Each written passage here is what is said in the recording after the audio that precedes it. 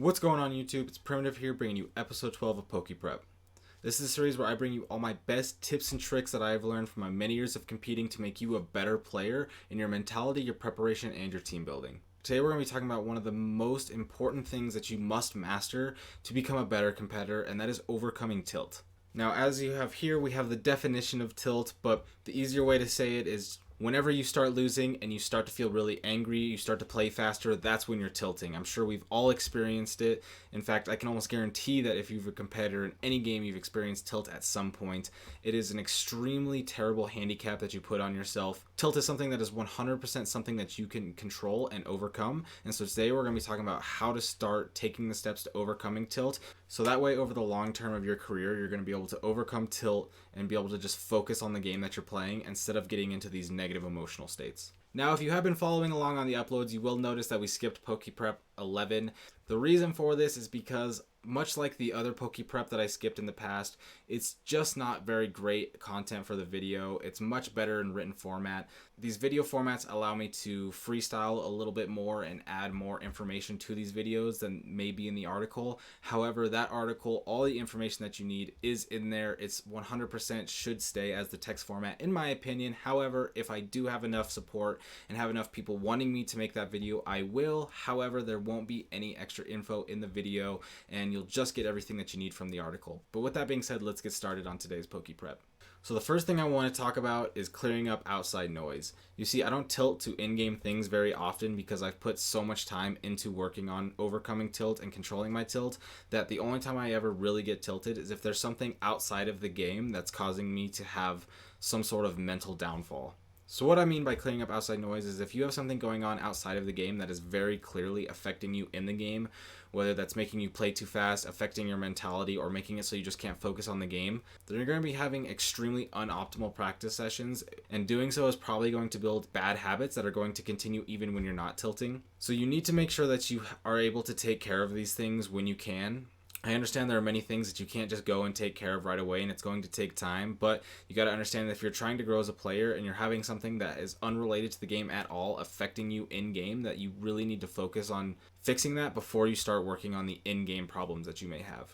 A great way to do this is take time away, step away from the game for maybe a day, a week, maybe even a month, whatever you need to get back to a point where you can come back into the game and fully focus on improving instead of focusing on things that are going outside of the game. And another thing you can do is journal. Journaling is proven to have a lot of amazing benefits, but one of the things is it's going to help you get information that's in your head out of your head so you can think about it less. Journaling down the things that you are worried about or that you're thinking about can be really great to helping you move through this tilt and help clear up this outside noise. You don't have to show this to anybody. That's not a requirement. The only requirement is writing it down, letting your emotions pour out, and not only is this going to help you clear up your mind, but it may help you find some underlying issues that you have that are going to help you fix this issue in the long term. The next one, and one that I recommend so many times, and I've actually mentioned this in multiple of my articles previously, and that is Read the Mental Game of Poker by Jared Tendler, the first volume. There are two different books, both are great, but the first one specifically has about 80 pages dedicated strictly to tilt, the 7 different types of tilt that there are,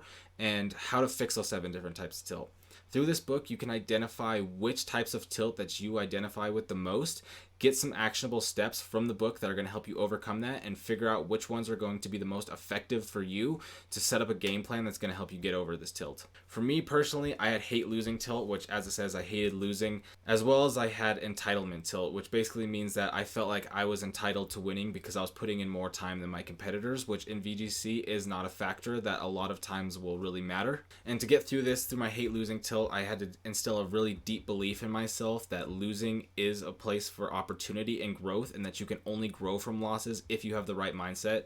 You see, I've put in a lot of time into doing this, taking a lot of notes to instill this belief, and after doing this for so many times, I truly believe that losing is actually something that helps you grow because I've learned so much from my losses by actively focusing on the tactics that I learned from this book. And as for my entitlement tilt, this was something that took me a long time to get over, and I did have some other strategies that I figured out myself outside of the book, but the things that are in the book are still very great to help get the beginner steps to overcoming any types of tilt that you have. Alright, and the next step is going to be creating tilt rules. See, tilt rules are going to be rules that you have implemented in your life that you 100% follow all the time by forcefully making yourself follow these rules, which over time is going to make them a habit, and you're not going to have to forcefully do them because you're going to understand that there are benefits to these rules that you create that are going to help you tilt less. And let me give you some of my tilt rules that I use myself that have been extremely effective for me. If I take 3 consecutive losses in a row, I will always take a break. This helps me prevent most tilt, but especially the desperation tilt, which is the type of tilt that you get when you are trying to regain the points that you may have lost or regain what you lost during that losing streak. This is a terrible type of tilt because when you're tilted, you play worse, and desperation tilt makes you want to play more, which is only going to cause you to lose more and tilt more. So this rule has been very helpful for me and has been one of the most impactful tilt rules that I have.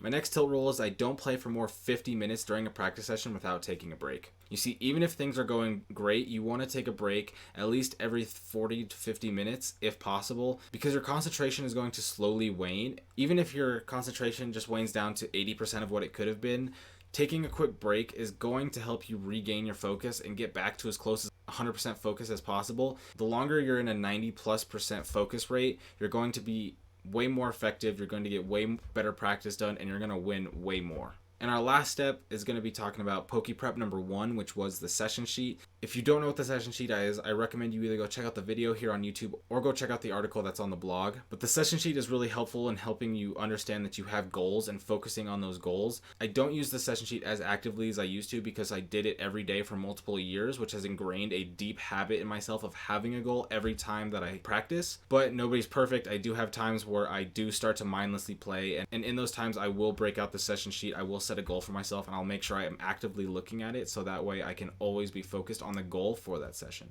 And since I talked about my tilt rules, I will give really quick talk about what I do when I do occasionally tilt. Now, the first thing I do is I always journal because, like I said, I normally only tilt if there's outside things affecting me, and so I really want to get down and break down to understand, is there something outside of the game that's affecting me that I'm not fully conscious of, or am I actually tilting to in-game things? No matter what the answer is there, I know that I have something that I can work towards because I have the ultimate goal of not tilting at all, which may or may not be possible, but as long as I'm working towards it, I'm going to keep getting better and better. After doing the previous step, I always take 30 to 60 minutes away. I'll do something that I really enjoy, which, since I'm a very active person, will a lot of times will involve things like going outside and playing fetch with my dog, going skateboarding, going for a walk, going to the gym, all those things I really enjoy.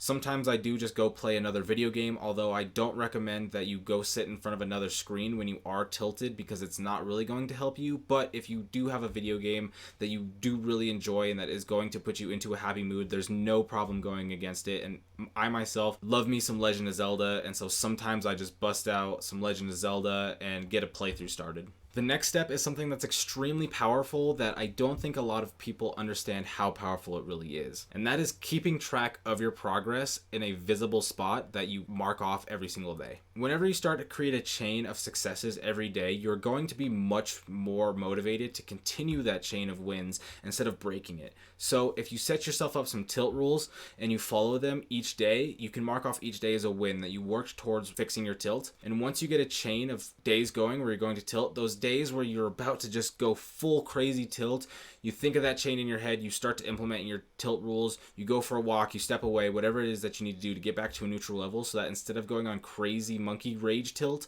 you can calm down, get back to a neutral level, and win that day. Now, this can be on anything that you want. It can be a calendar, it can be an app on your phone, it can be in your journal. If you take a journal every day, you can write down your wins. Just make sure that you pick something that you know that you're going to be able to look at every day, and remember to mark off your wins every day. And hey, if you break the chain, there's no problem about that at all. Just because you broke the chain doesn't mean you should give up on trying to fix this. Just make a game out of it, and you said, okay, well, I got 4 days until I broke the chain. Well, this next time I'm going to go at least 5 days until I break the chain, and keep going until you hit a point where you're starting to get multiple months in a row of being able to control your tilt. Now, the next tip is something that a lot of people may have saw coming, and a lot of people are not really going to believe, but that is meditation and breath work.